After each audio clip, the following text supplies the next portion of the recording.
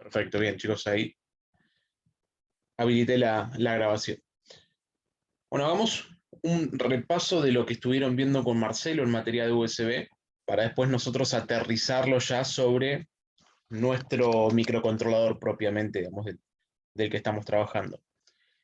¿Qué revisiones de USB ustedes conocen y qué velocidad tiene cada una de ellas?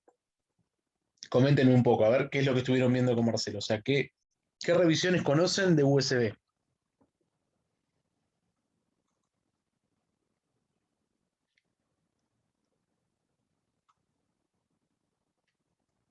Y primero que nada, la que tiene nuestro micro, que es USB 2.0, que tiene, si no me equivoco, 480 megabits por segundo, puede ser. Está bien, pero más, digamos, que hablar de nuestro micro, yo hacía la pregunta a USB en general. ¿Qué revisiones de USB conocen ustedes? O sea, digamos, en base a lo que estuvieron viendo con Marcelo. 1.1, 2.0, 3.0 y Correcto. 3.1. Exactamente. Bien, después vino la revisión 3.1. Tengan en cuenta que nosotros no vamos a trabajar con la revisión 3.0. Eso es importante que lo tengan en cuenta.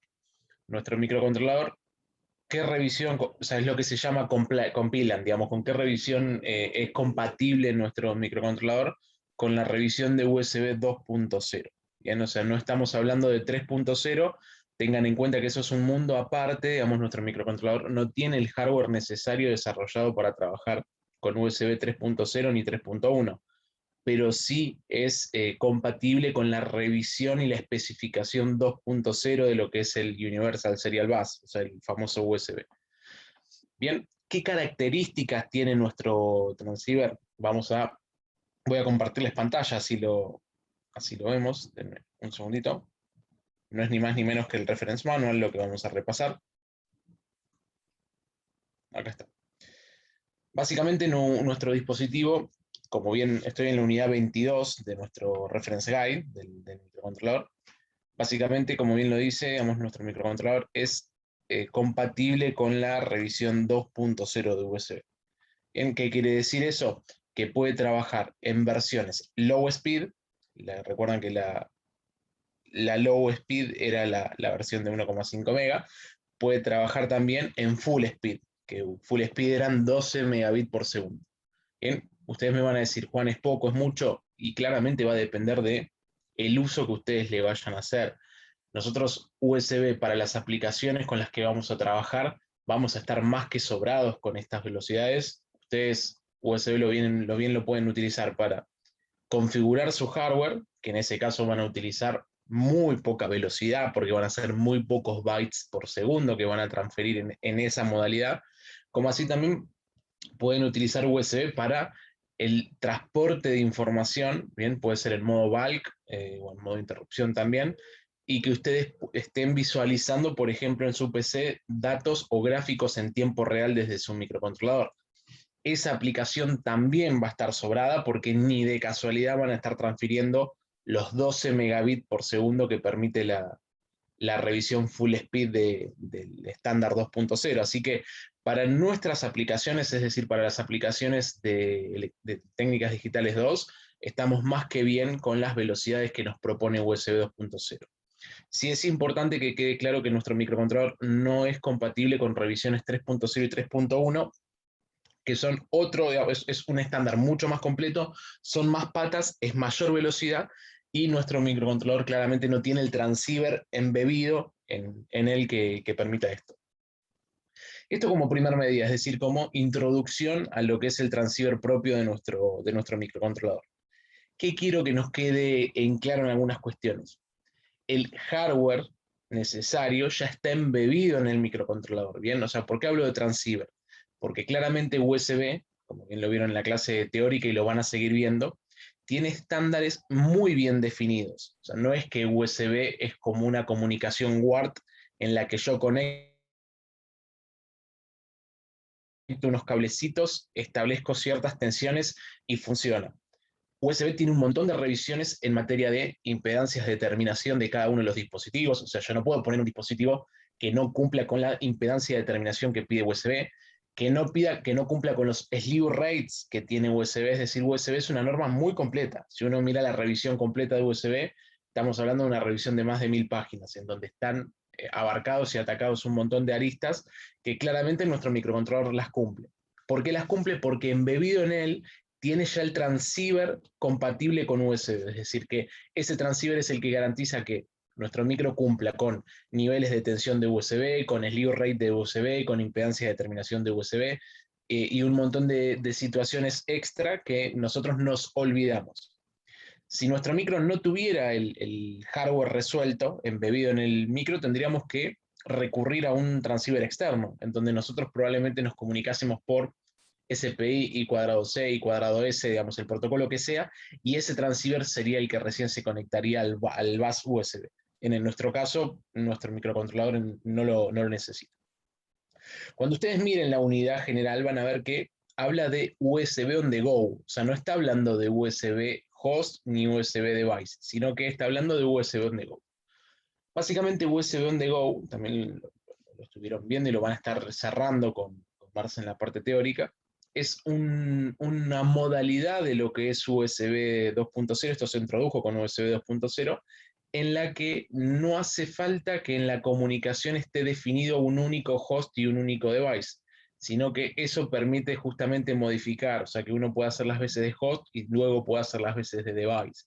Esto surgió con las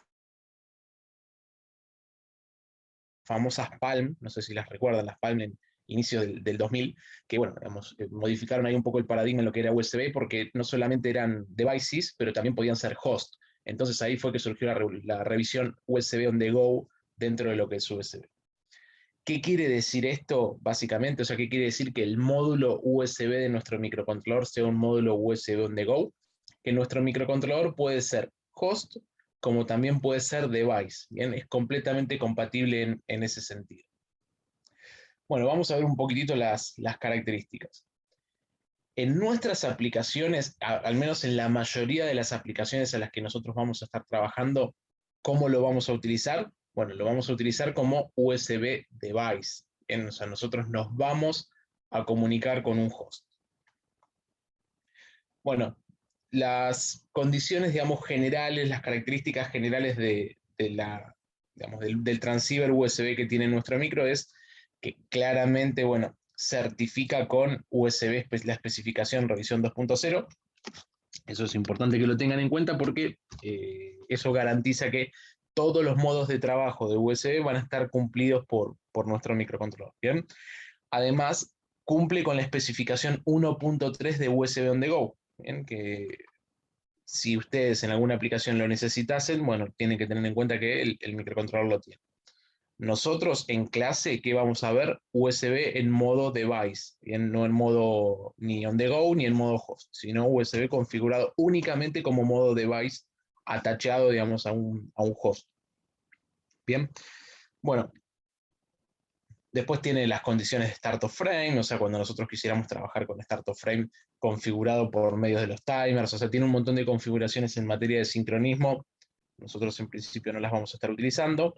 Bueno, acá está hablando, ven los famosos frames que vieron con Marcelo hace un ratito del milisegundo, en el que se garantiza que esto se cumpla sin la intervención del sistema. O sea, uno simplemente escribe buffers y el módulo USB es el encargado de interactuar con el host para ir pasando esos datos dentro del bus USB.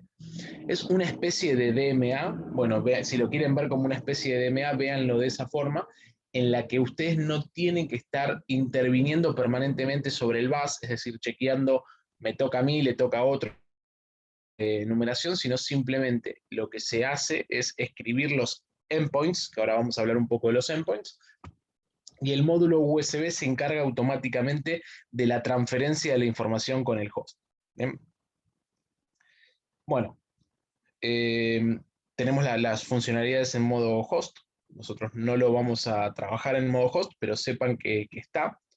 Y tiene también, obviamente, la funcionalidad en lo que es el modo device, que el modo device es donde existen los famosos endpoints, que acá estamos viendo. Entiendo que ustedes llegaron a hablar con esto, todavía les falta ver el proceso de numeración completa, que es lo que lo que probablemente les termine ya de cerrar la ecuación completa, pero sí vamos a ir introduciendo el concepto de endpoints que ya Marcelo se los mencionó. Acá les pregunto a todos, a ver si entre todos y en base a las respuestas nos van quedando claros algunos conceptos, que insisto, luego en las clases teóricas con Marcelo seguramente los van a terminar de afianzar, pero nosotros nos vamos adelantando un cachito porque lo vamos a necesitar para nuestras partes prácticas. Los endpoints, ¿en dónde los encontramos dentro de una comunicación USB? Es decir, nosotros, si definimos una comunicación USB en modo macro, decimos, tenemos un host por un lado y tenemos el device por el otro. Los endpoints, ¿dónde los encontramos? ¿En el host, en el device o en ambos? Les pregunto.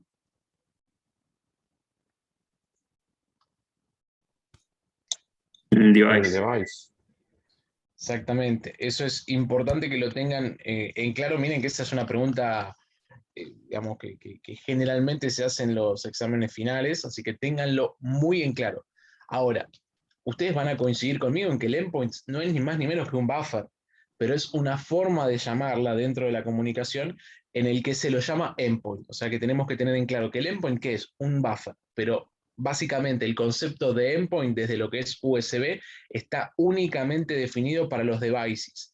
No vayan a contestar que el host o los hosts tienen endpoints, porque eso sería obviamente un error severo. Así que eso ténganlo bien claro. Ahora, también tienen que tener muy en claro de que existen varios tipos de endpoints en un device. O sea, yo agarro un dispositivo y no va a tener un único endpoint. Es decir, puede tener un único endpoint, pero puede tener más de un endpoint. Acá les consulto también a todos. ¿Cuál es el endpoint que no puede faltar en todo device USB? ¿Eso lo tienen en claro? El endpoint 0. Exactamente. O sea, todos los devices, chicos, que ustedes conozcan de USB, pendrives, impresoras, digamos, cualquier dispositivo, mouse, teclados, etcétera, obligatoria y mandatoriamente tienen que tener el endpoint 0. O sea, no pueden concebirse como dispositivos USB si no tienen embebidos en ellos el endpoint 0. ¿Por qué motivo? Porque el endpoint 0 es donde se genera y donde se desarrolla el proceso de numeración. ¿Qué es el proceso de numeración? Es justamente el proceso en el que el device le informa al host los distintos métodos de configuración y los distintos métodos de comunicación que tiene. Es decir, es básicamente el procedimiento en el cual el device le dice al host las características que tiene como tal. Bien, le dice, bueno, voy a tener tantos endpoints más, voy a tener tal velocidad, voy a generar tal consumo, voy a utilizar tal driver, este es mi string de información, este es mi número de serie. Bueno, toda esa información, la información macro y general de un device, se le pasa al host en el proceso de enumeración. Ustedes probablemente no lo tienen muy en claro ahora, lo van a tener en claro, pero el proceso de enumeración es básicamente, ¿vieron cuando ustedes conectan un dispositivo USB al Windows, que hace el famoso ruidito del tuk-tuk, ese ruidito, digamos, de conexión de dispositivo? Bueno, eso no es ni más ni menos que una detección de un nuevo dispositivo dentro del bus USB, y allí es donde comienza el proceso de numeración. Si el proceso de numeración falla, ¿qué suele suceder en el sistema operativo? Les aparece, vieron el famoso mensaje de dispositivo USB no reconocido. Bien, ¿eso qué quiere decir? Que bien, el host quiso empezar la comunicación con el dispositivo USB para generar la enumeración y no pudo hacerlo. ¿Bien? ¿Por qué motivo? Pueden ser muchos, pero ese error, o sea, el proceso de numeración, se presenta en el sistema operativo como el famoso error de dispositivo no reconocido.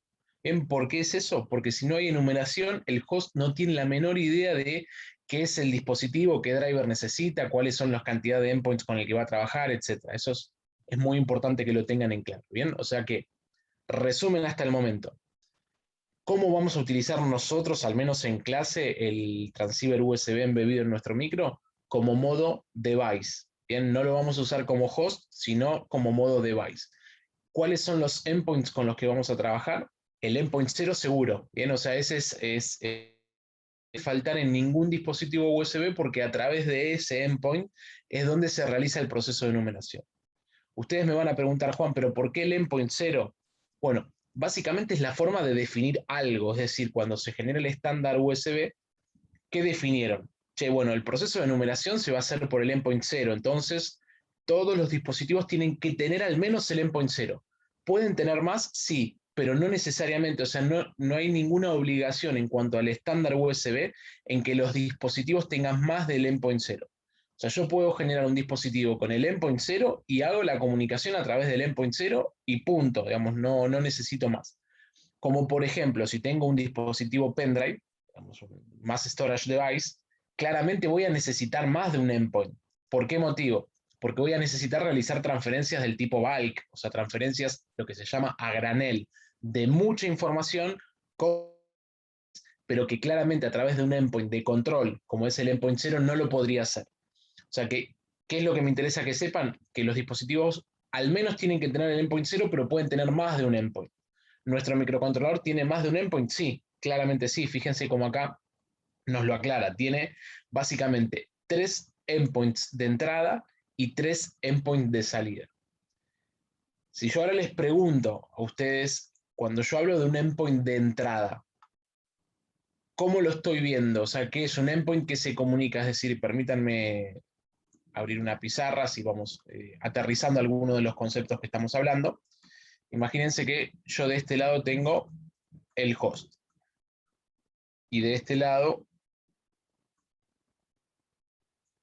tengo, no sé, mi PC, que es el device en este caso. Yo establezco una comunicación USB.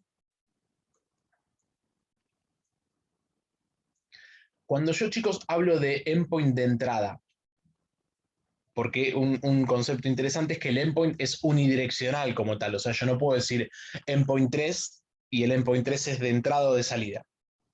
Si yo digo endpoint 1 de entrada, estoy diciendo que el flujo de información va a ser en este sentido o que el flujo de información va a ser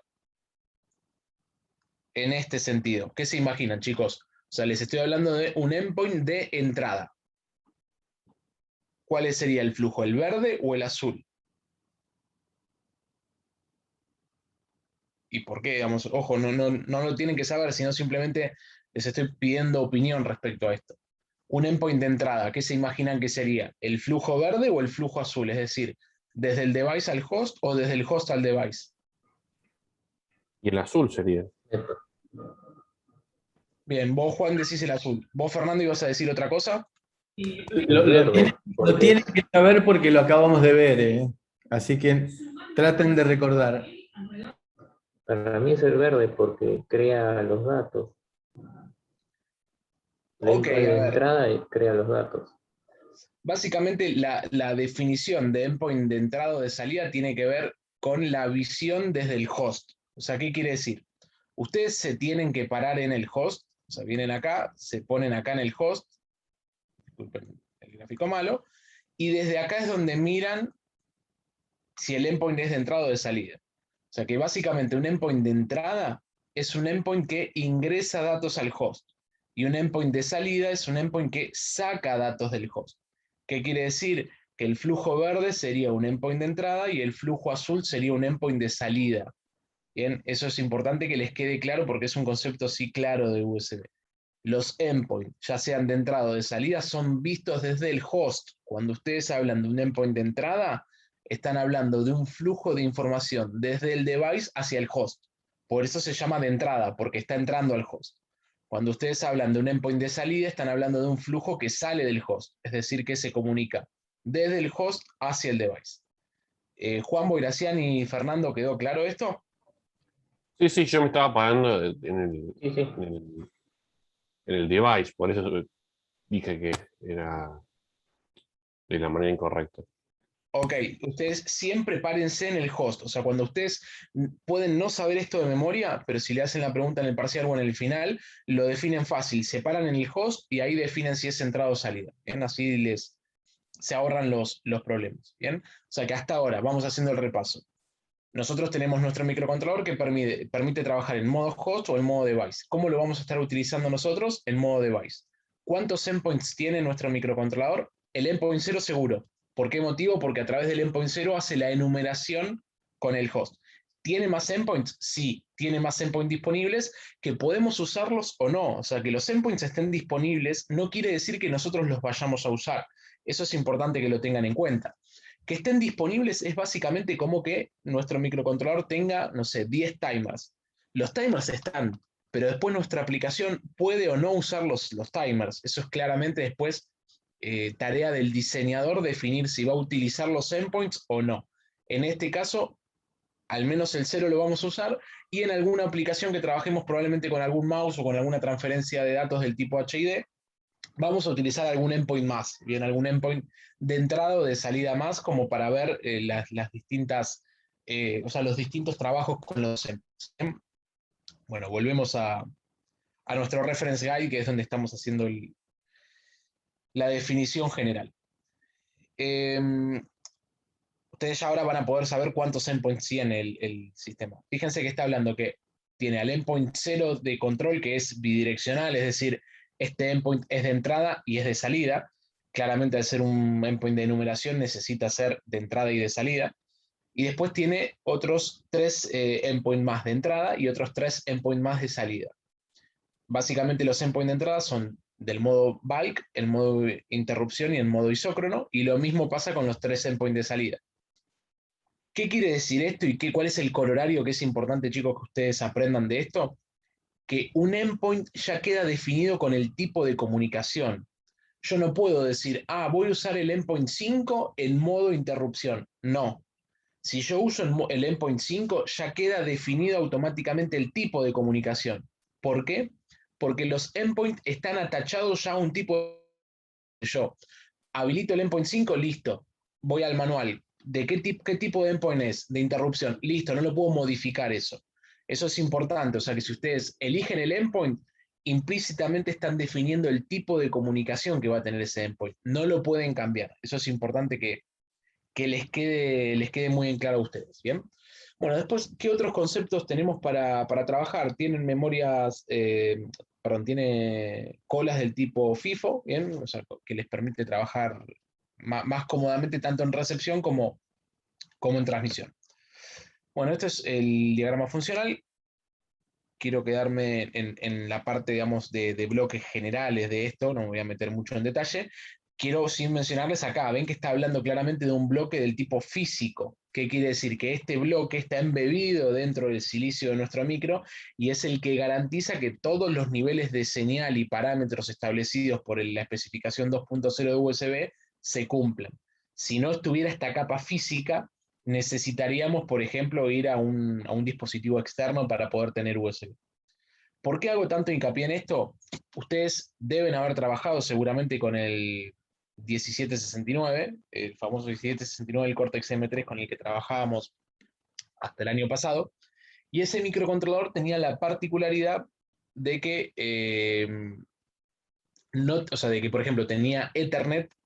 Si uno quería utilizar Ethernet, tenía Ethernet, pero resuelto únicamente en la parte lógica. O sea que uno no podía conectarle una RJ45 hembra al microcontrolador y eso iba a salir andando porque no estaba resuelta la parte física. Uno, ¿qué tenía que hacer? Tenía que comprar el chip físico, que era el que establecía los niveles de tensión, slew rates y demás características eléctricas de Ethernet, y recién ahí sí el dispositivo tenía Ethernet. No pasaba lo mismo con USB. El 1769 también tenía resuelta la parte física de USB en el chip, o sea que tenía básicamente lo mismo que el F401. ¿Bien? Bueno, miren que los OTG pins, acá está. Un poquito más para arriba. Acá está. Bueno, tenemos cuáles son los pines con los que nosotros vamos a trabajar dentro del bus USB.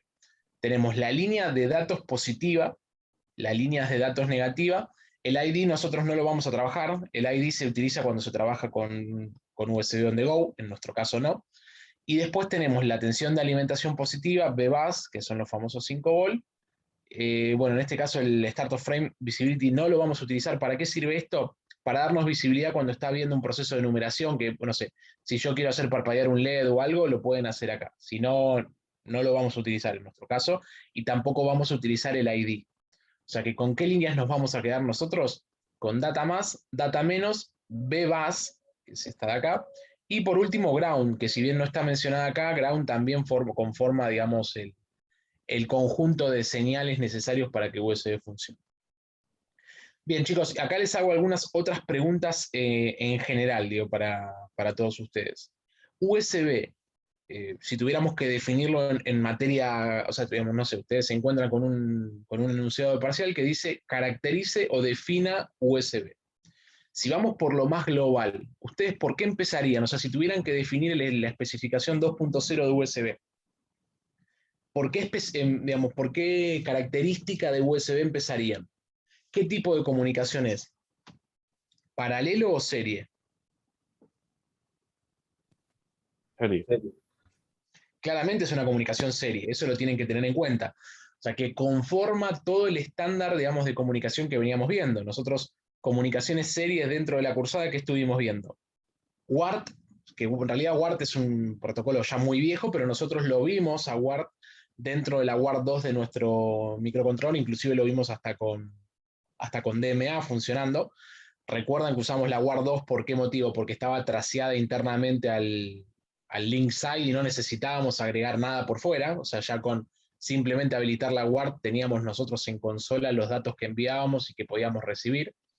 Después vimos I²C y SPI, con la diferencia de que WART lo habíamos definido como una comunicación del tipo interplaca, para comunicar dos placas, mientras que las otras dos las habíamos visto como intraplaca, es decir, dentro de la misma placa puedo comunicar distintos dispositivos.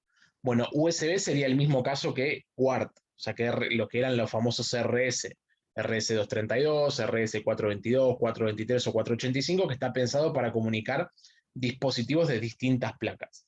Bien, entonces decimos que es una comunicación serie, ¿estamos de acuerdo? Ahora, como segundo paso, si ustedes la tuvieran que definir como half duplex o full duplex, ¿cómo definirían USB? ¿Qué tipo de comunicación es USB? ¿Y no dependería de la versión? Estamos hablando de especificación 2.0. Ah, entonces hack duplex. Bien, eso ténganlo en cuenta, está muy bien lo que menciona Juan, porque la especificación 3 es full duplex, estamos de acuerdo. Nosotros en especificación 2.0 tenemos que decir, ya sea 2.0, 1.1 o 1.0, USB es half duplex. Eso es importante que lo tengan en cuenta porque uno tiende a decir, che, con este volumen de información que yo transfiero, seguramente la comunicación es full duplex. No, la respuesta es no, es half duplex. Y el motivo tiene que ver con la cantidad de cablecitos que tengo disponibles dentro del cable USB. Como bien ven ustedes, simplemente tienen dos líneas de datos, pero es de más y de menos, es decir, es una línea diferencial. Hay un caso particular que tiene que ver con la señalización de USB en que las dos líneas valen lo mismo, pero si no, en la transferencia de datos de lo que es USB 2.0, 1.1 o 1.0, la línea D más y D menos es una línea diferencial. Cuando uno vale 1, el otro vale 0, y cuando uno vale 1, el otro vale 0. Como básicamente justamente cumplen el concepto diferencial, en donde lo importante es siempre medir la diferencia de las tensiones entre sí. Bien, por eso es que uno es D más y uno es data menos. Después ¿Me vamos a ver. permitís hacer un comentario breve? Sí, por supuesto, Marce, adelante.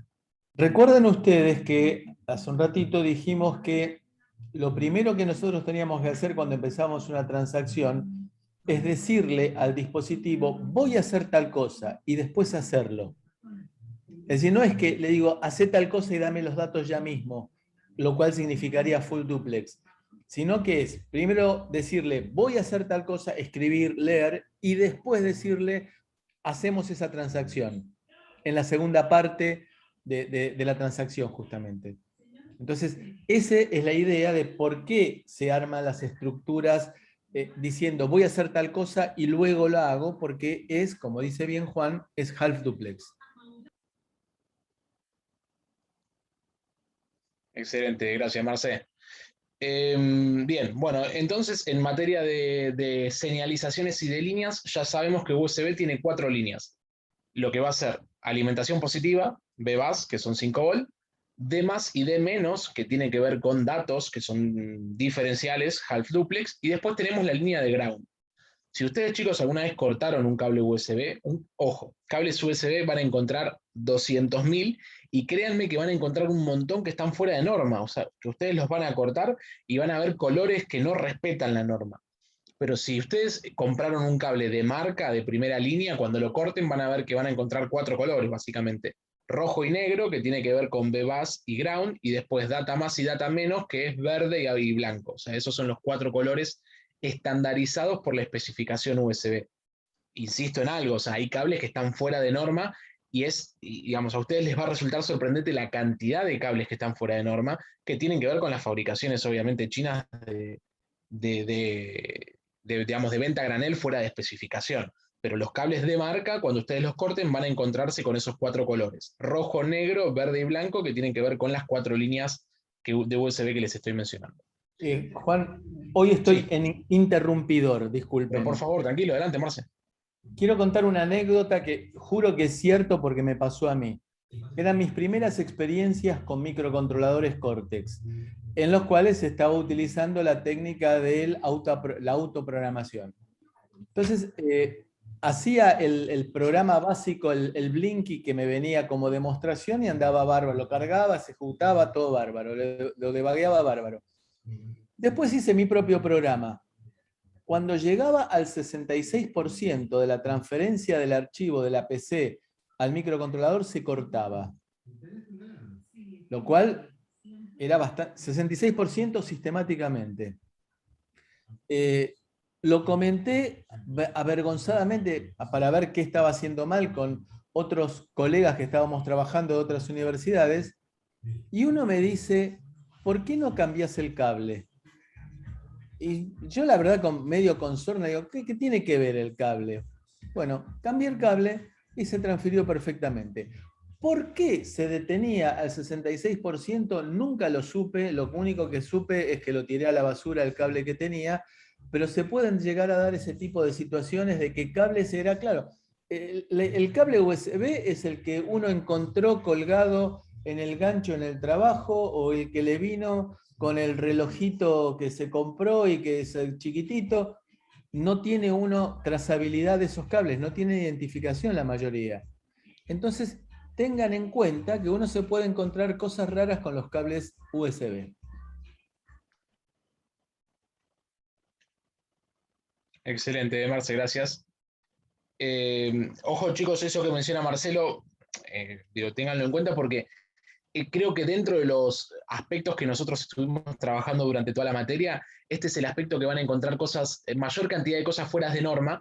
¿Por qué motivo? Porque se venden a público en general, y obviamente para abaratar costos ustedes van a cortar cables y van a encontrar que inclusive van a encontrar mezclados el verde con el blanco, o sea, no van a saber si el verde es de más o de menos. La norma dice que el verde tiene que ser de más y el blanco de menos, pero van a encontrar los cables invertidos, porque a mí me ha pasado, van a encontrar cables naranjas y azules como datos. Bueno, todo eso tiene que ver con fabricaciones que obviamente no están de acuerdo a especificación. O sea que si ustedes van a trabajar, porque de hecho les voy a pedir que para la próxima clase corten un cable USB, revisen bien que el cable USB se corresponda con de más, de menos, B más y ground, ¿bien? O sea que ustedes ya tomen nota que les voy a pedir para la próxima clase práctica que tomen un cable USB, el que ustedes quieran, y lo corten. ¿Bien? O sea, puede ser un tipo B, no me interesa lo que haya del otro lado, porque ustedes lo van a cortar, lo van a pelar y van a soldarlo a nuestro stick, y eso va a permitir justamente que nuestro stick se conecte a la PC, ¿bien? O sea, eso, ahora después cuando cerramos igual la parte práctica ya lo vamos a ir charlando. Bien, otra cuestión que tenemos que tener en cuenta, Juan, a esto, Juan Boiracian, estoy hablando, prestale atención porque esto después lo vamos a charlar. Vos, Juan, estabas con un problema con USB. USB puntualmente, ¿cuál es el problema que tiene? Perdón, más que problema, en realidad, ¿cuál es la necesidad y el requerimiento que tiene como tal? Necesita tener un reloj muy preciso. Bien, fíjense que está pidiendo 48 MHz en más o menos 0,25%. ¿Qué quiere decir eso? Que el internal RC que tiene nuestro stick no cumple con esto. O sea, todas las aplicaciones que nosotros estuvimos viendo hasta el momento cumplían. ¿Por qué motivo? Porque estábamos trabajando con timers de uso general, con I²C, con SPI, que son estándares y protocolos de comunicación que no requieren de un clock muy preciso en materia, digamos, de su dispersión. USB es completamente distinto.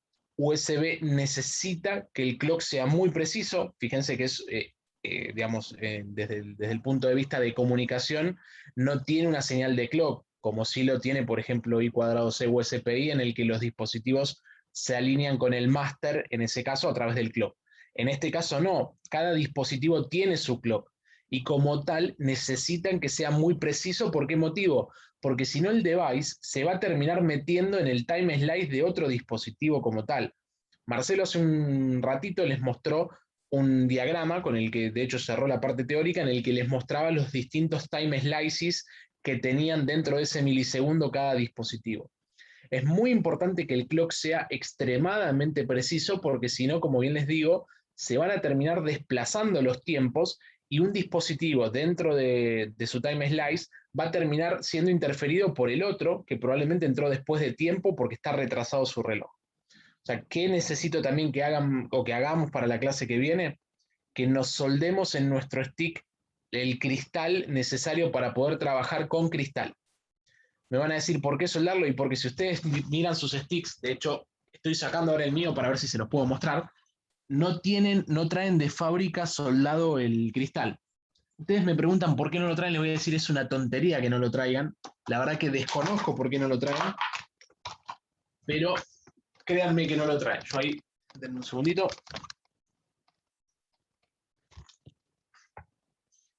Les habilito la cámara y les muestro. Bueno, ahí ustedes están viendo mi stick. Fíjense que acá, en lo que es el X2, no trae cristal. Ustedes, ojo, por ahí alguno tiene algún stick que haya traído cristal, porque fíjense que hasta tiene el footprint necesario, pero no trae el cristal soldado. O sea, ¿qué tenemos que hacer como segunda tarea para el hogar? La primera ya les dije, es conseguir un cable que ustedes lo puedan cortar.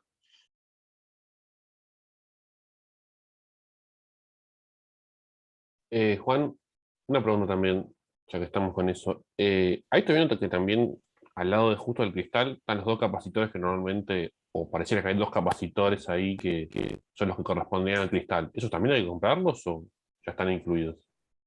Sí, son C33 y C34. De hecho, mira, en este momento, mientras vos me hacés la pregunta, les voy a compartir el esquemático del stick.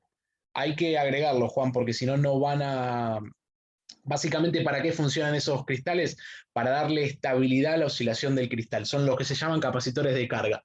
Son capacitores de muy bajo valor, del orden de los pocos picofaradios. Obviamente va a depender del cristal, pero van a andar seguramente entre, diría, los 15, 22 y 27 picofaradios.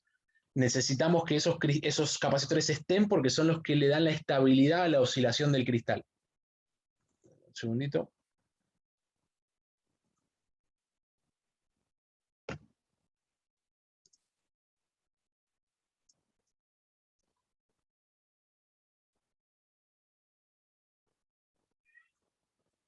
Acá está. Ustedes están viendo mi pantalla, ¿no? La del esquemático. Sí, sí. Bueno, ven que acá nos está aclarando que generalmente es not in place, o sea, el NA, digamos que no está colocado estos dispositivos. Nosotros, ¿qué necesitamos agregar? El X3. Puede ser de 8 MHz, puede ser de 12, eso lo definen ustedes. Si les parece, yo les paso después, seguramente el día de hoy, cuál es el cristal que yo les recomiendo, porque después en el PLL es simplemente configurarlo, pero estaría bueno estandarizarlo todos. Si les parece, lo podemos estandarizar en 8, que es como aclara acá, o lo podemos estandarizar en 12. Yo ahora en un ratito les confirmo, dentro del Clock Configuration, cuál nos va a convenir, pero necesitamos comprar un cristal. Puede ser un cristal de perfil bajo o de perfil alto, digamos, eso en cualquier casa de electrónica lo consiguen. Y necesitamos C33, C34, ¿bien? Que son los capacitores de carga, y necesitamos R35 y R37, que son las resistencias que conectan con las patitas de oscilación. Bien, así que esto es importante que lo tengamos en cuenta. A ver, denme un segundito, porque por ahí nosotros tenemos la forma de sacar este clock. A ver, acá tenemos la señal MCO. Tal vez tenemos la suerte y podemos sacarlo del clock de acá.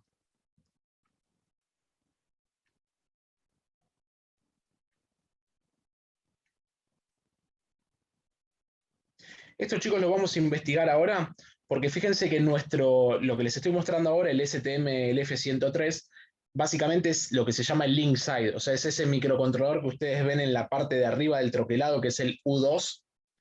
Tiene que ver, digamos, es el microcontrolador que básicamente hace las veces de link side y es el que intercambia SWD hacia nuestro microcontrolador y USB hacia el host, que en este caso es la PC. Por lo que estoy viendo, tiene una salida de señal que es MCO a través de la patita PA8. Vamos a revisar e investigar, porque si ya podemos tomar el PA8 como señal de clock, sería genial, porque fíjense que basta con cerrar el SB16, que es el jumper, que lo estoy buscando en este momento. A ver, el SB16. Debe ser seguramente algún punto de estaño.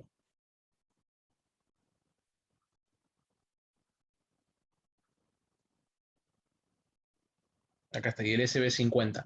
Probablemente cerrando estos puentecitos, que el default ya dice que es cerrado, podamos obtener a través de lo que es la patita de oscillator in, la señal de oscilación externa. ¿Bien? O sea, en vez de trabajar con un cristal que genere una señal senoidal de oscilación, vamos a trabajar con una señal cuadrada que nos lo generaría el dispositivo que en este caso hace las veces del link side. O sea que el F103, que es el microcontrolador, insisto, que está allá en la parte del link side, nos generaría una señal cuadrada para trabajar con nuestro micro. Eso déjenme chequearlo. Yo voy a hacer seguramente la práctica entre el día de hoy y mañana. Si es así, es mucho mejor porque nos ahorramos, obviamente, comprar los componentes, pero además de comprarlos, soldar los SMD, que no son nada sencillos, ¿bien? Así que eso les pido, por favor, denme seguramente entre hoy y mañana, y ya les voy a estar confirmando si podemos utilizar esta señal MCO del F103, que sería obviamente genial.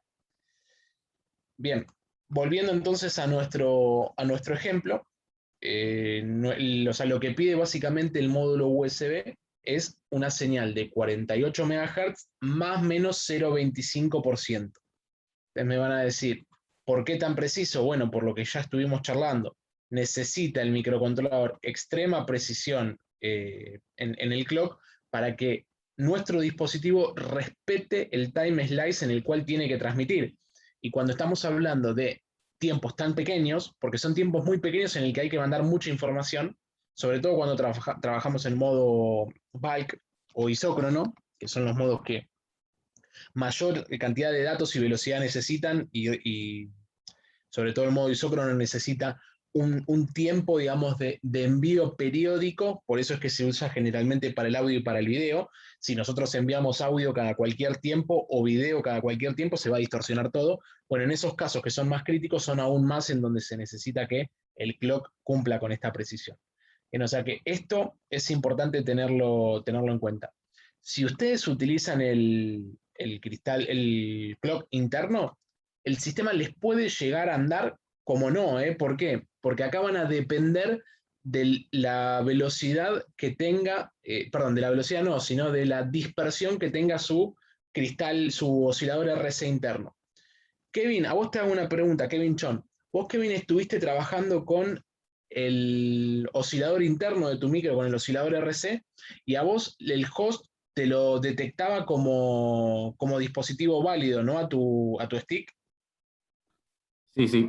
La otra vez que sí, había hecho, me lo detectaba y hacía una cosa rara con el mouse que lo habíamos arreglado en su momento. Genial. Bueno, por ejemplo, chicos, Kevin sí usó su oscilador interno RC. La realidad es que tuvo suerte, porque evidentemente que si uno mira el oscilador RC interno, tiene una dispersión del 1%. O sea que claramente él tuvo suerte de que su oscilador RC estaba dentro del 0,25% permitido y USB lo tomaba. Ahora, vos, Juan Boiracián, por ejemplo, estuviste haciendo pruebas y vos nunca pudiste hacerlo andar. No, después pude, sí. Sí, me lo tomó mi computadora. Te lo tomó perfecto. Sí, sí. Bien. Eso, digamos, que es importante que tengan en cuenta. Que te lo puede tomar como no. O sea, que si en algún momento deja de funcionar, bueno, atribúyanselo a que está dejando de funcionar por el clock. ¿Por qué? Porque claramente la especificación de USB nos está haciendo claro en que tenemos que cumplir con un reloj de 48 MHz más menos 0,25%. Si usamos el internal RC de nuestro dispositivo, no cumplimos con esa especificación, sino que estamos trabajando en más o menos 1%. ¿Puede funcionar? Sí, por supuesto, puede funcionar, pero también puede no funcionar. Eso ténganlo bien en claro, ¿bien? O sea, ¿qué queda de mi lado como tarea para el hogar? Confirmarles si esta señal MCO la podemos tomar desde el microcontrolador, porque fíjense que está, o sea, es una señal que está acá disponible, y si la podemos tomar como tal sería genial, porque básicamente tomamos la señal cuadrada externa como señal de referencia, que ustedes me van a decir, Juan, pero esa también puede tener dispersión. Va a tener dispersión, pero va a tener dispersión propia de un cristal, porque tengan en cuenta que el F103, lo que es el U2, es un microcontrolador que tiene un cristal de 8 MHz embebido como tal, o sea que claramente esa señal va a ser mucho más precisa que la señal que podamos llegar a generar con el micro. Bien, habiendo pasado este tema del reloj, que es una segunda cuestión que quería mencionar, ahora hablemos algunas generalidades del modo, esperen que pongo el marcador, acá está. Algunas generalidades que tienen que ver con la enumeración y demás. Bueno, acá están viendo básicamente cómo se conectan, fíjense que se conecta en forma directa y aclara que hay un cristal conectado en el micro, o sea que no está trabajando en modo, digamos, oscilador interno, sino que tiene un cristal externo. Fíjense que no es ni más ni menos que conectar BBUS, data más, data menos y BCS. Vamos que BCS es ground. El ID, insisto, nosotros no lo vamos a utilizar, es una señal que se utiliza en USB on the go, cuando se produce dinámicamente el cambio entre host y device. Nosotros lo vamos a utilizar solamente en device, entonces la línea ID no va a estar disponible dentro de nuestro esquema de conexión. Solamente vamos a conectar 4 líneas. Yo BBUS, chicos, les dije que eran 5 volts. Ustedes me van a decir, bueno, ¿sirve para algo conectar la línea BBUS? ¿Saben para qué sirve? Cuando ustedes quieran alimentar su dispositivo por medio de USB. Por ejemplo, el stick con el que nosotros estuvimos trabajando todas estas clases, es un dispositivo que se alimenta a través de USB. Porque fíjense que nosotros no le estamos poniendo ninguna fuente externa, sino que simplemente por el hecho de enchufarle el cable mini USB dentro de, digamos, de lo que es el link side, automáticamente ya nuestro dispositivo se energiza. Bueno, ustedes me van a decir, genial, ahora, ¿puedo ponerlo siempre? No, se tienen que cumplir ciertas especificaciones para que nuestro dispositivo se pueda alimentar de USB. Que nuestro dispositivo se alimente de USB se llama self-power. Perdón, se llama bus power. O sea, cuando ustedes tienen un dispositivo que se alimenta del bus USB, justamente de ahí viene el nombre, se llama bus power, o sea, el bus power que nosotros conocemos. ¿Bien? O sea, que nuestro dispositivo toma la energía del bus USB. Para que lo haga tienen que cumplirse ciertas especificaciones muy estrictas, o sea, no es que yo puedo decir, bueno, mi dispositivo va a consumir 200 watts y se lo voy a pretender sacar del USB. Claramente que van a quemar todo el chipset del host si pasa eso.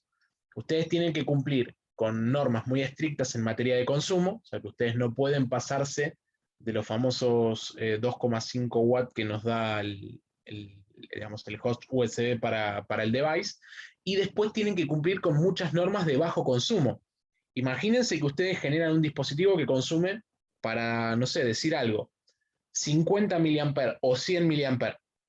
Cuando ustedes tienen una notebook trabajando a batería y está enchufada a 220, no van a tener ningún problema en que el dispositivo consuma 50 mA. ¿Por qué motivo? Porque ustedes van a estar alimentados justamente a la red eléctrica. Ahora, imagínense que ustedes sueltan esa alimentación y se mueven con su PC con batería y ese dispositivo sigue consumiendo 50 mA. Créanme que las baterías les va a durar 2 horas, 1 hora y media o menos. ¿Bien? ¿Por qué? Porque el USB se está chupando toda la energía. Entonces, ¿qué es importante? Perdón, peor aún, imagínense que ustedes ponen su PC en modo suspensión o en modo hibernación. Ustedes van a pretender que todos los dispositivos USB conectados al bus bajen su consumo. Bueno, imagínense que el dispositivo que ustedes generan no baja el consumo. O sea, ustedes ponen su PC en modo hibernación para bajar el consumo y el dispositivo que ustedes desarrollaron sigue consumiendo. Les va a agotar la batería en muy poco tiempo. O sea que para que un dispositivo sea del tipo bus power, tienen que cumplir con las especificaciones de USB que son muy estrictas en cuanto al consumo, no solamente en modo activo, o sea, cuando el dispositivo esté trabajando, sino también en cuanto al consumo cuando el dispositivo esté en algún modo de hibernación, o sea, que la PC le mande la orden de bajar el consumo, es decir, el host le mande la orden de bajar el consumo, que el device lo baje. Bien, si no, digamos, si no generan eso, su dispositivo va a seguir andando, ¿eh? O sea, no es que USB lo va a borrar. Su dispositivo va a seguir andando, pero se va a consumir toda la energía del host. O sea, no va a cumplir con el estándar y la especificación 2.0. Eso ténganlo en cuenta. Después, digamos, estuvimos hablando recién de bus power, o sea, todos los dispositivos alimentados por el bus. Pueden hacerlo simplemente tomando de acá los 5 volt con algún diodito, lo que quieran, y ya automáticamente se energizan. La otra opción es desarrollar un dispositivo que se llama self-power. ¿Qué quiere decir eso? Que el dispositivo tiene su propia fuente de alimentación. ¿Qué ventaja les da? Que ustedes ahí no tienen que cumplir con especificaciones de USB en cuanto al consumo, sino que ustedes pueden consumir lo que quieran, lo que básicamente les dé la fuente de alimentación suya y le den los cálculos térmicos de los reguladores y demás. O sea, ahí no tienen ninguna limitación en cuanto al consumo de su sistema. Partiéndolo en dos, Bus Power está muy bueno, ¿por qué? Porque se ahorran la fuente, pero tienen que cumplir con la especificación USB.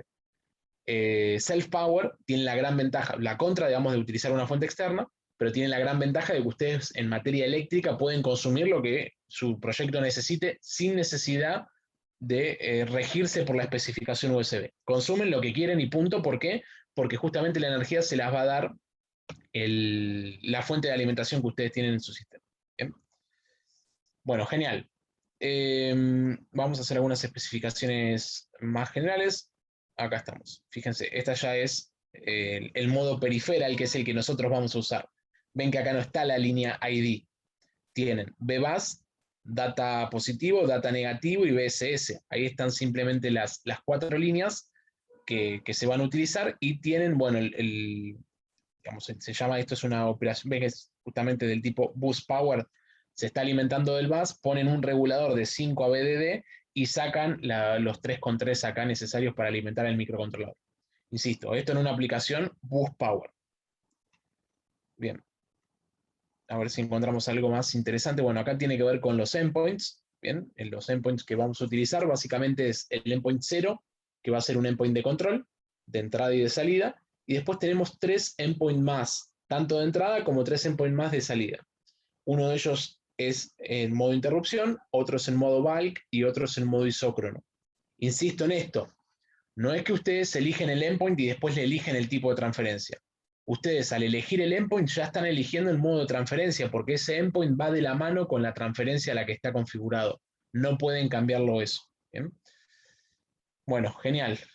Bueno, acá habla del endpoint de control, que es el endpoint 0, que justamente es el endpoint que nos permite hacer la configuración del sistema a través del proceso de numeración, y ya ustedes tienen en claro que el endpoint 0 va a estar siempre en todo dispositivo USB, en la especificación 1, 1.1 y 2.0, tiene que estar el endpoint 0, que es a través del cual se genera el proceso de enumeración. ¿Ven? Que ya estuvimos charlando un poquitito de eso. Después con Marcelo van a ver que es esto, digamos, de data 0 y data 1. Básicamente son buffers que permiten dentro de comunicación, que se hace primero por data 0, después por data 1, data 0, data 1, y se va haciendo ahí la transferencia de información. ¿Bien? Genial. Bueno, a ver si encontramos algo más. Bueno, después ya pasamos al modo USB host. Déjenme poner marcadores nuevamente, a ver si acá encontramos algo importante. Creo que ya estamos bien en materia de lo que es la introducción digamos, al hardware propio de nuestra micro. Corolario de todo esto, digamos, y hagamos un resumen rápido. Nosotros, ¿cómo lo vamos a utilizar? En modo device, pero si ustedes por alguna aplicación lo necesitasen usar en modo host o en modo on the go, lo podrían utilizar sin ningún tipo de problema. Necesidades del dispositivo tiene que ser un clock preciso, o sea que con el internal RC se puede llegar a utilizar, sí, pero pueden llegar a tener errores en la comunicación, eso ténganlo en cuenta, o sea, en algún momento por ahí pierden la comunicación o tienen algún error, o el dispositivo no se comporta tan bien como ustedes lo hubieran esperado. Eso es atribuible muy probablemente a la poca precisión que tenga, digamos, el reloj con el que estén trabajando. O sea que la necesidad es, o se utiliza un cristal, o bien se utiliza alguna señal de cuarzo o alguna señal precisa que cumpla con los 48 MHz más o menos 0,25% que pide el datasheet, el reference guide de nuestro micro. Después, ustedes pueden hacer un dispositivo self-power o boost power, eso va a depender de ustedes. Tengan en cuenta que el boost power va a estar, digamos, bajo especificaciones de USB, mientras que el self-power va a depender de lo que ustedes quieran consumir y lo que les dé su sistema. Los endpoints que tiene básicamente es el endpoint 0, que es el endpoint de control. Es el único endpoint de control que tiene nuestro microcontrolador y sirve para el proceso de numeración. Y después vamos a encontrar otros 3 endpoints de entrada y 3 endpoints de salida, que son de interrupción, modo bulk y modo isócrono, que tiene que ver con el tipo de transferencia que vamos a utilizar. Bien, eso en materia, digamos, general. Sí quería hacerle un comentario más, a ver si estaba por acá dando vuelta, que tenía que ver con las resistencias. Ahora vamos a hablar, acá está.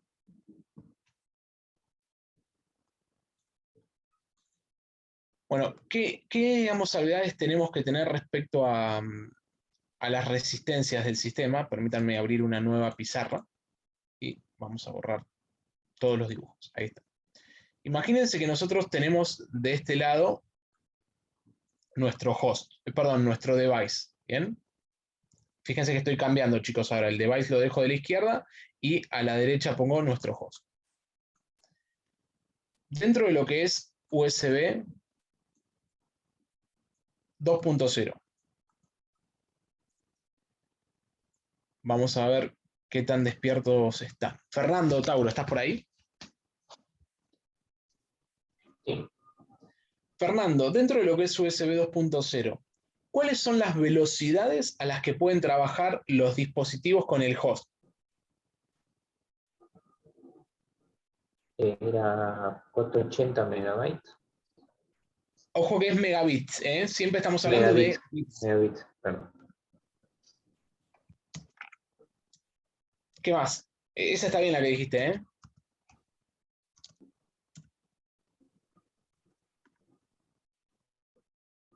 Esto es lo que se llama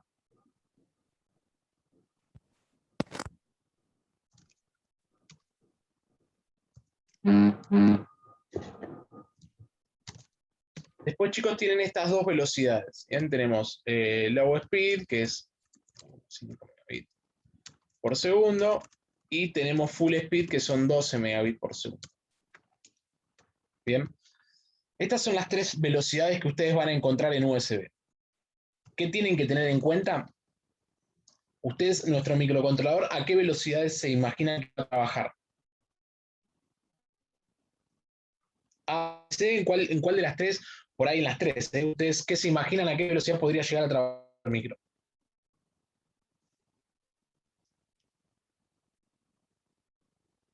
Ustedes, no sé, por ejemplo, ¿creen que podría trabajar a 480 megabits por segundo el microcontrolador nuestro?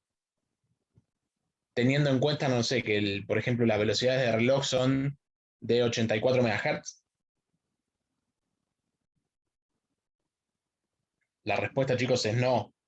Claramente nuestro microcontrolador no va a poder trabajar a esta velocidad, ¿eh? O sea, esto está establecido en la especificación USB, pero no todos los dispositivos están obligados a cumplir con estas velocidades. ¿Dónde le va a informar el dispositivo la velocidad a la cual se comunica? En el proceso de numeración, justamente. Ahí es donde le va a decir, che, yo soy low speed, yo soy full speed o yo soy high speed. Y eso es lo que el host después va a interpretar para trabajar con las distintas velocidades dentro de la norma. High speed, o sea, 480 megabits por segundo, ténganlo claro que nuestro microcontrolador no trabaja. A esa velocidad no puede trabajar. Bien, pero sí puede trabajar a cualquiera de las otras dos. Puede trabajar a 12 y a 1,5. Eso ténganlo en cuenta, que es importante. Ahora, lo que ustedes me van a decir es cómo se da cuenta el host a qué velocidad va a trabajar. Una de ellas, ¿cuál podría ser una solución rápida? Decir, bueno, que el proceso de numeración se haga siempre en low speed, así garantizás que todos los dispositivos sean compatibles y, bueno, en el proceso de numeración después se pasa a la velocidad nueva. Ese sería un método válido. ¿Qué contra tiene? Que sería muy lento el proceso de numeración, sobre todo cuando empiezo a conectar muchos dispositivos, porque el proceso de numeración me termina después lentificando todo el resto del tráfico de datos del bus. O sea, ¿qué forma se encontró para solucionar esto y soslayar esto? Trabajar por medio de resistencias de pull-up. Tenemos data más, data menos, tanto de un lado como del otro, ¿bien? Son las dos líneas de datos. Bueno, La forma en la que se encontró rápida para solucionar esta situación es poner resistencias de pull-up. Si yo pongo una resistencia de pull-up acá, la resistencia de un K5. Ahí está. Si yo pongo, por ejemplo, una resistencia en D+, lo que estoy diciendo es que mi dispositivo, mira, lo voy a poner acá abajo. Acá. Tanto B como C, o sea, full speed como high speed, cuando yo pongo una resistencia de pull-up en D+, estoy indicándole al host que mi dispositivo puede trabajar o en full speed o en high speed. ¿Cómo se diferencian entre sí? Bueno, básicamente todo dispositivo high speed empieza como full speed y en el proceso de numeración le avisa al host que puede trabajar en high speed y ahí es donde se conmuta. Bien, si no es high speed, sigue funcionando en full speed. Pero básicamente, para diferenciar las velocidades se hace a través de resistencias de pull-up. Una de las opciones es, como bien les mencioné acá, trabajar con esta resistencia, digamos, de un K5. La otra modalidad que pueden encontrar es la resistencia acá, o sea, la resistencia en D-. Vamos a ponerlo acá. Ahí está.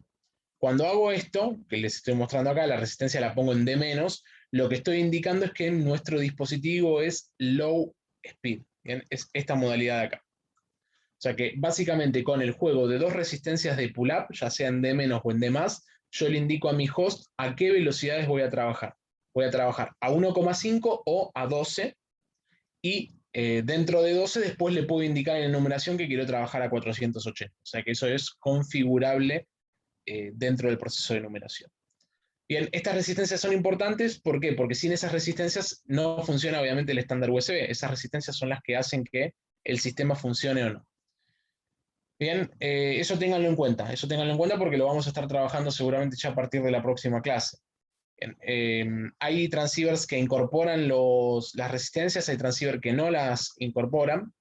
El sistema, digamos, que acá habla es que menciona, digamos, que tienen las resistencias de pull-up configurables, tiene que cumplir con ciertas condiciones, o sea, tiene que ser de un K5 y tiene que tener cierta dispersión particular para que el sistema funcione y detecte correctamente al device. Si ustedes, chicos, después quieren hacer esta prueba en algún momento, cortan un cable USB dentro de, no sé, sus casas y le ponen una resistencia de pull-up a ese cable, a ese cable USB, van a ver que por más que no tenga nada conectado del otro lado y lo conectan al Windows, el Windows va a hacer el ruidito, ¿vieron el famoso tutut que detecta un dispositivo?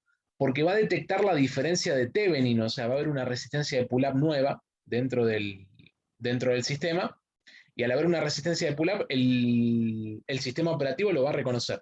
Después va a terminar tirando error, porque claramente no lo va a poder enumerar, porque no va a haber nada.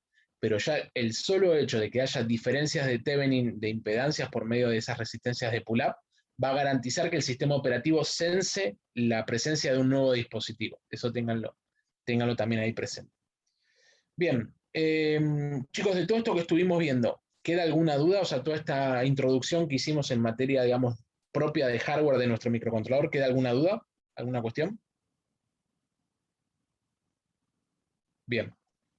Bueno, creo que lo trabajamos bastante completo. O sea, hay muchos modos que no vamos a trabajar, o sea, todo lo que es OTG completo no lo vamos a trabajar, así que eso no lo mencionamos. Y tengan en cuenta, si en algún momento ustedes quieren trabajar como USB host, tienen también esa opción, ¿eh? O sea, el microcontrolador puede trabajar como host, en donde ustedes, por ejemplo, no sé, le conecten un pendrive. Bien, o sea, si imagínense ustedes quieren que su programa baje un archivo de texto a un pendrive, bueno, claramente ahí lo van a tener que configurar al USB como host, conectan el pendrive, lo enumeran y le bajan después la información que necesitan al pendrive, ¿bien? Pero para esas aplicaciones puntuales, tengan presente que el microcontrolador cumple también con la funcionalidad de host, si así lo necesitas. Bueno, genial. Ahora vamos a charlar un poco de las configuraciones que nosotros vamos a hacer del otro lado, o sea, del lado ya de nuestro IDE, o sea, de nuestro IDE de configuración, de nuestro STMQIDE32. Bien, vamos a generar un nuevo proyecto, File, New, STM32 Project. Lo vamos a llamar, no sé, USB 02, 03, y vamos a hablar un poco de configuraciones a realizar. Y de un poco, digamos, las definiciones macro, ahí, perdón la demora, pero justo me está bajando una actualización, es una actualización cortita por suerte.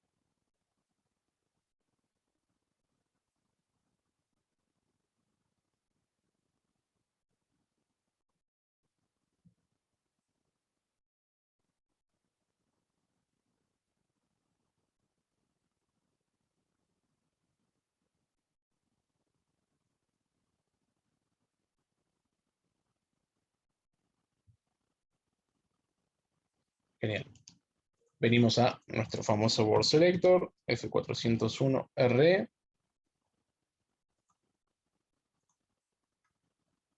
Siguiente, vamos a darle UTN USB 02. Finalizamos. Recuerden acá, chicos, que siempre les va a preguntar si lo quieren inicializar en su modo default a los dispositivos. Cuando le damos que sí, ¿qué garantizamos? Que, por ejemplo, la WARP2 quede configurada, que lo que es señales de reloj de entrada y de salida queden configurados y demás. O sea, eso es lo que nos permite este tipo de configuración. Ustedes le podrían poner que no, digamos, eso claramente queda, ustedes ven. O sea, al haberle dado que sí, nos quedan estas configuraciones que nosotros vemos en pantalla. Por ejemplo, el LED queda configurado, el pulsador queda configurado, quedan configurados las señales de entrada y de salida de clock, etcétera, etcétera. Bien, genial. ¿Qué configuraciones tenemos que hacer? Son configuraciones muy básicas. Tenemos que venir a conectividad. Dentro de lo que es conectividad, tenemos que venir a lo que es USB on the go. Y dentro del modo, acá es donde ustedes eligen el modo en el que va a trabajar su dispositivo. Puede ser el modo OTG, que es el modo dual, ven que le dice justamente role device, o sea que depende, digamos, cuál es el rol que le toca, si es host o device. Puede ser el modo host only, o puede ser el modo device only. Nosotros, digamos, lo que vamos a atacar en clase va a ser el modo device. Bien, tienen acá las opciones si quieren activar BBAS, o sea, si quieren activar el censado de BBAS, ven que me habilita acá una patita. O sea, USB OTG BBAS, lo que me permite es censar la tensión de bus. O sea que básicamente esa patita me da un aviso de cuando yo conecto 5 volt en esa patita. Es decir, que cuando yo conecto el cable USB a mi dispositivo, esta patita me puede generar una interrupción si yo lo quisiera. Y después tenemos también la opción de Start of Frame, el Activate SOF, que también me habilita otra patita, que ¿para qué sirve? Para dar una indicación lumínica, por ejemplo, de cuando hay un proceso de numeración. ¿Bien? O sea, cuando hay un proceso de numeración exitoso, me prende la patita de Start of Frame indicando, bueno, que ya el dispositivo está enumerado. Yo en este caso no voy a activarle ninguna de las dos. Bueno, después en materia de configuración, fíjense, 12 megabits por segundo, o sea, device full speed, no puedo trabajarlo en high speed, eso ténganlo en cuenta. Bueno, pueden trabajar si quieren en el modo low power, en el modo BBAS Sensing, o sea, en modo link power. BBAS Sensing no me deja, claramente, ¿por qué? Porque no le habilité la patita. Pero si le habilitan la patita de BBAS, esa patita sensa cuando hay 5 bolas ahí, y lo mismo con Signal Start of Frame. Cuando le habilitan esa patita, les permite también trabajar con este nivel de configuración. Pero fíjense que hasta ahora no configuro nada, o sea, son configuraciones muy básicas. O sea, device only, y después simplemente la velocidad y si me permite trabajar en low power o no en este caso. Bien, ¿qué otras configuraciones tenemos que hacer? Una vez que habilitamos, y esto es importante que lo tengan en cuenta, recién una vez que ustedes habiliten el modo de conectividad en modo dispositivo, en modo device, pueden venir a middleware, dentro de middleware pueden venir a USB device, y ahí es donde ustedes habilitan en la clase de dispositivo con la que van a trabajar. Y acá permítanme hablar un poquitito y ponemos un pause en lo que es la presentación como tal, y permítanme hablar un poco de las clases de USB con las que se puede trabajar. Básicamente USB se puede trabajar por clases. ¿Qué quiere decir, digamos, el tipo de clase? El tipo de clase de dispositivo va a depender después del tipo de drivers que va a necesitar del lado del sistema operativo. O sea, la clase básicamente define al dispositivo en forma macro, y esa definición después el sistema operativo la baja a drivers. Dice, bueno, este driver se adecua, este driver no se adecua, este driver sirve o este no. Bien, nosotros los electrónicos, ¿cuál es la clase con la que tendemos a trabajar siempre? Bueno, con la clase Human Interface Device, que se llama HID. Y van a preguntar por qué. Porque la clase HID permite trabajar sin generar drivers. O sea, cuando, por ejemplo, ustedes conectan un mouse a una computadora, antes sí, en el Windows 98 se tenía que hacer, o en el Windows 95 se tenía que hacer. Pero a partir del Windows XP en adelante, los mouse, los teclados y ese tipo, digamos, de dispositivos Human Interface Device son dispositivos que se conocen como plug and play. Es decir, conecto y utilizo. Bueno, ¿por qué entonces los electrónicos nos interesa esa clase? Porque es una clase en la que el lado del PC no nos tenemos que sentar a armar drivers, que son los famosos DLL, que eso es más para la gente generalmente de sistemas. Bien, si ustedes, por ejemplo, no sé, generasen un dispositivo de audio que transfiere audio, van a trabajar con clases de audio, ¿bien? Van a generar alguna clase de audio. Si ustedes quieren, por ejemplo, generar un COM virtual, ¿vieron los famosos COM virtuales que se usan mucho? Digamos, los cables de, digamos, que generalmente pueden ser Prolific, esos chipsets que son los FTDI, son muy conocidos. Bueno, si ustedes quisieran generar un puerto COM virtual, van a utilizar la clase Communication Device Class. Bien, ahora, si ustedes quieren utilizar un dispositivo que solo transfiere información y no les interesa generar driver del otro lado, bueno, tienen que ir por Human Interface Device. Esa es la que se utiliza. Sí les hago un repaso de las que hay. Audio Device Class es un dispositivo que va a transferir audio. Bien, puede ser, por ejemplo, un dispositivo que tiene un micrófono y transfiere audio a la PC. Communication Device Class, como bien lo dice, es una clase de comunicación. Puede ser, por ejemplo, un dispositivo que genera un COM virtual del otro lado y utiliza una comunicación serie. Bueno, Download Firmware Update tiene que ver cuando yo quiero simplemente que el dispositivo se conecte con USB para bajar algún firmware. Eso también está la opción. Human Interface Device es la que vamos a utilizar y es la que comúnmente se utiliza para este tipo de aplicaciones porque no requiere de desarrollo de drivers del otro lado. El sistema operativo yo le conecto un Human Interface Device y automáticamente me lo enumera y yo voy ¿vieron al Device Manager, al administrador de dispositivos? Y me va a aparecer dispositivo tal, con esta configuración y estas condiciones. Y lo mismo, bueno, con Custom Human Interface es algo particular, o sea, es cuando yo hago un diseño particular que no cumple con ninguna del resto. Y Mass Storage Class, por ejemplo, cuando yo quiero armar, no sé, una memoria SD o un pendrive, bueno, ese va a ser un dispositivo del tipo Mass Storage Class. O sea, nosotros con qué clase nos vamos a quedar y con qué clase vamos a trabajar Human Interface Device Class. Tengan en cuenta que ustedes, si quieren chusmear respecto a esto, pueden meterse, a ver si si los abro, lo tengo por acá dando vuelta. La clase Human Interface Device tiene una especificación detrás, que se las quiero mostrar ahora, que son como 150 carillas, en donde la norma USB nos da todo lo que tiene que cumplir nuestro dispositivo para hacer un Human Interface Device. Denme un segundito que lo tengo por acá.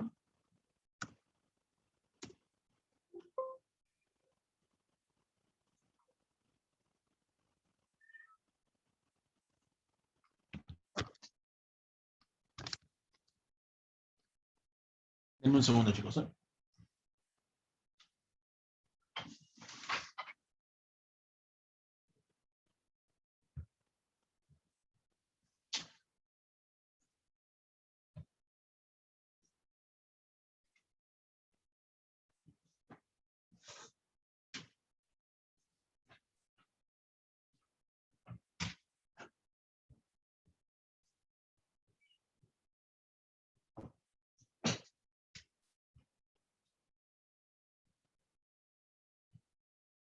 Ahí está.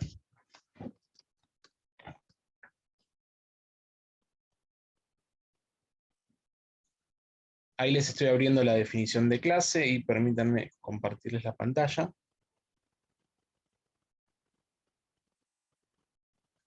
Acá está. Ven, por ejemplo, chicos, esto que les estoy mostrando acá es un documento viejo del 2001 que tiene que ver con la definición de la clase Human Interface Device.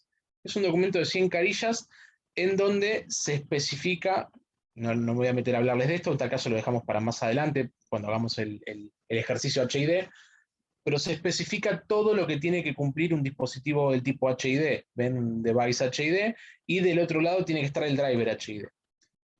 Como todo dispositivo HID, ya del lado del host está el driver, entonces no tenemos que trabajar con la clase digamos, la clase HID de driver del lado del host, y eso a nosotros como desarrolladores nos agiliza muchísimo y nos allana mucho la situación a la hora de trabajar. Bien, eso es mucho más cómodo. Y bueno, después, esto no los voy a aburrir ahora porque ya vamos a tener tiempo para trabajar con esto, tiene que ver con todo el proceso de numeración que tiene que cumplir un dispositivo. Sí me interesa mostrarles el tema del, a ver si está el tema del endpoint. Acá está.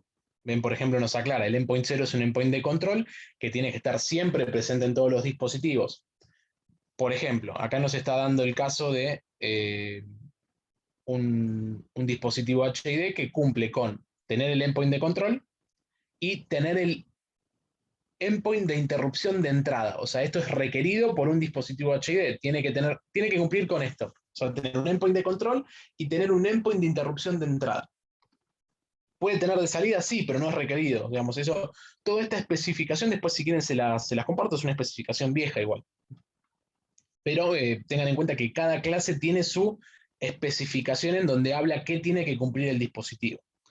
¿Por qué les menciono esto? Porque no es que ustedes, no sé, dicen, bueno, voy a armar un dispositivo HID, voy a configurar el endpoint 0 y nada más. No, tienen que chequear cuáles son los requerimientos que tiene HID para que después el sistema operativo se los reconozca, porque si no, ¿cuál va a ser el problema? Después ustedes van a trabajar y el sistema operativo les va a tirar error, no les va a reconocer el dispositivo dentro de la clase HID. Bien, bueno, volviendo a lo que estábamos mostrando acá, nosotros vamos a trabajar, y insisto en esto, generalmente los electrónicos, todos los dispositivos que desarrollamos USB son de la clase HID, para no después de no tener que trabajar con los drivers. Y acá viene la configuración general, digamos, de lo que es USB. Tenemos, por un lado, el número de interfaces, o sea, cuántas interfaces vamos a estar trabajando. Puede tener una o más interfaces. Nosotros vamos a estar trabajando en este caso con una sola interfaz y con una sola configuración. ¿Qué dispositivos, por ejemplo, HID pueden tener más de una interfase? Bueno, aquellos dispositivos que son múltiples, de múltiples trabajos. Bien, por ejemplo, un teclado que tiene un mouse embebido. Bueno, en ese caso va a tener doble interfase. ¿Por qué? Porque una interfase va a ser de teclado y otra interfase va a ser de mouse. Y a su vez va a tener dos configuraciones, porque el teclado va a tener su configuración y el mouse va a tener su configuración. Los dispositivos con los que nosotros vamos a trabajar van a ser todos de simple interfase y simple configuración, o sea, de una única interfaz y una única configuración. Pero esto es importante que tengan en cuenta que cualquier dispositivo puede tener más de una interfase porque puede ser un dispositivo compuesto. Puede ser un mouse con teclado, puede ser un joystick con teclado, bueno, toda esa configuración se da en este caso. Bueno, después tiene que ver con el tamaño del string size 512. Cuando ustedes van al Device Manager de Windows y hacen botón derecho, propiedades sobre algún dispositivo, van a ver que hay strings que dice, por ejemplo, no sé, HP, qué sé yo, o NVIDIA, GeForce, cualquier cosa, digamos, que tenga que ver con el fabricante o la descripción del dispositivo, bueno, eso se hace por medio de strings. En este caso es la cantidad máxima de bytes que se le pueden asignar a los strings de descripción del dispositivo. Esto es simplemente de descripción, o sea, son strings que uno genera como para que el sistema operativo después pueda detallar bien y correctamente toda la información. Bueno, después, si es self-power el dispositivo, podemos habilitarlo o deshabilitarlo en el caso de que no sea self-power. Generalmente lo vamos a dejar habilitado porque nuestro dispositivo va a ser self-power. En realidad va a ser un self-power mentiroso. ¿Por qué motivo? Porque nosotros vamos a estar energizando nuestra placa por medio de USB, pero el USB que nosotros vamos a utilizar no va a ser boost power, porque va a estar energizado por la placa, y la placa sí es boost power. O sea que es básicamente una mentira, pero es real esto. Cuando nosotros conectemos nuestro cable desde el stick a nuestra computadora, para el host en esa situación nuestro dispositivo va a ser self-power, porque va a estar alimentado por otra cosa. Ahora, que esa otra cosa esté colgada también del USB, bueno, digamos, ya es una situación secundaria, pero para la configuración nuestro dispositivo va a ser del tipo self-power. Esta es la configuración macro que nosotros tenemos que darle al dispositivo para que funcione. Bueno, el interval es cada cuánto manda tiempo. O sea, en este caso, cada 10 intervalos de frames va a mandar información. Si ustedes necesitan intervalos más cortos, lo bajan. Si necesitan intervalos más largos, lo suben. Con el 0xA para cualquier aplicación de USB alcanza y sobra. O sea que cada 10 intervalos, cada 10 slides de USB van a meter información ustedes. Bien. Después, Device Descriptor, esto es definiciones generales, Vendor ID y Product ID. Acá hago un paréntesis. Ustedes, si quieren cumplir con un estándar USB, una especificación USB, y sobre todas las cosas quieren comercializar algún producto USB, no pueden venir acá y poner cualquier Vendor ID. O sea, no pueden venir acá y decir, ah, bueno, yo pongo Vendor ID 634. ¿Por qué motivo? Porque hay un consorcio de USB que las empresas que conforman ese consorcio aportan dinero a ese consorcio y gracias a ese aporte de consorcio después se desarrollan cosas, ¿bien? ¿Qué es lo que hace ese consorcio USB? Asigna un Vendor ID, que es un Vendor Identifier, a cada fabricante, ¿bien? O sea, puede ser, por ejemplo, STM, tiene el Vendor ID 1155, pero yo esto no lo puedo modificar, o sea, a ver, si quiero lo puedo modificar, no va a pasar nada, pero claramente si yo luego comercializo un producto con un Vendor ID por el cual yo no pagué, voy a tener problemas de índole legal. O sea que dentro del, digamos, del marco normativo tengo que respetar los Vendor ID, o si yo quiero usar mi propio Vendor ID, voy al consorcio USB y pago, pero no puedo usar cualquier Vendor ID. El 1155 se puede usar, sí, ¿por qué? Porque STM nos permite utilizar su Vendor ID a todos los productos que sean STM. O sea, yo no puedo comprar un, no sé, un chip NXP y ponerle 1155. Ahora, si yo compro un microcontrolador ST, bueno, ST me permite utilizar su Vendor ID, que es 1155. Y estos son los strings que estuvimos charlando antes. Yo acá le puedo poner, no sé, técnicas digitales 2, martes. Y cuando yo conecte mi dispositivo a mi PC, dentro del Device Manager, o sea, el controlador de dispositivos, me va a aparecer TD2, bueno, acá le podemos poner también el lenguaje, no lo tenemos mejor en inglés. Me va a aparecer este string que le estoy poniendo. El Product ID es un segundo identificador, en este caso es un identificador de producto. Acá sí puedo poner cualquier cosa. Bien, porque ya, digamos, esto sí, STM me da libertad para decir, bueno, poner el producto que quieras, no hay problema, pero el Vendor ID respeta el 1155. Así que este es un número interno que se le puede dar de producto dentro, digamos, de lo que es la configuración. Y acá tiene que ver con, bueno, el string del producto. Yo acá puedo poner, no sé, clase práctica. Todos estos strings, chicos, después me van a aparecer en Windows, ¿eh? O sea, eso es lo que quiero que quede claro. Y estos son los strings, digamos, de la configuración como tal, ¿bien? O sea, queda así definido, está bien, porque así después me va a generar las estructuras en HD config y HD interface. Bueno, con esto ya podría generar mi configuración. ¿Qué va a pasar? Fíjense que acá arriba me está apareciendo una crucecita roja. O sea, yo ya hice la configuración general y me aparece una cruz roja. Me está diciendo, ¿lo querés resolver solo o querés resolverlo vos? Le voy a poner que no en este caso, que no quiero resolverlo solo. Y me va a marcar acá cuál es el error. Me está diciendo que, bueno, yo tengo configurado el internal RC como fuente de reloj. O sea que no es lo recomendado. Pero más allá de eso, no estoy cumpliendo con cierta velocidad que tiene que cumplir el USB. A ver, yo ya lo estuve configurando. A ver si me lo permite. Ahí está, me está diciendo, ven, cuando yo básicamente, ¿qué fue lo que hice? No configuré nada, quise generar el código y me está avisando, che, mirá que tenés problemas con el clock. ¿Querés aún así generar el código?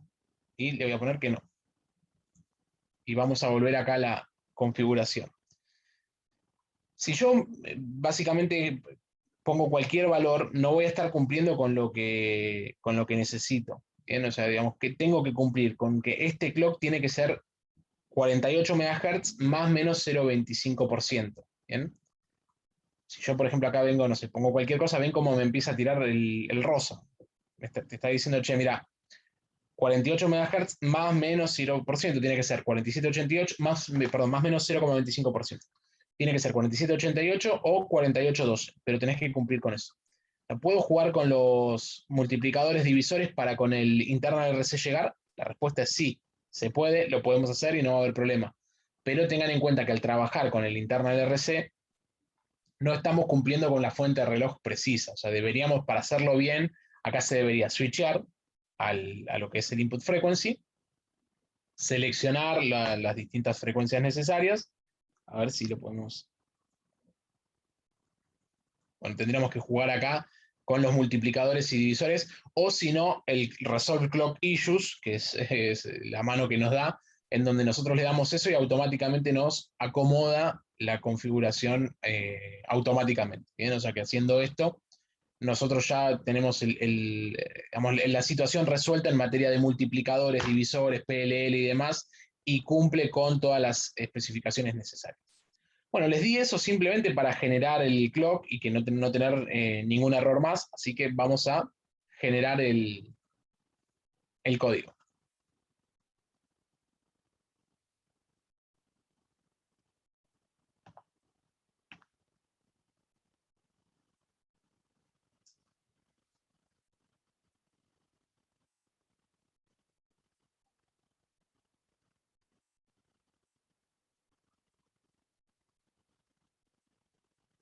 Bien.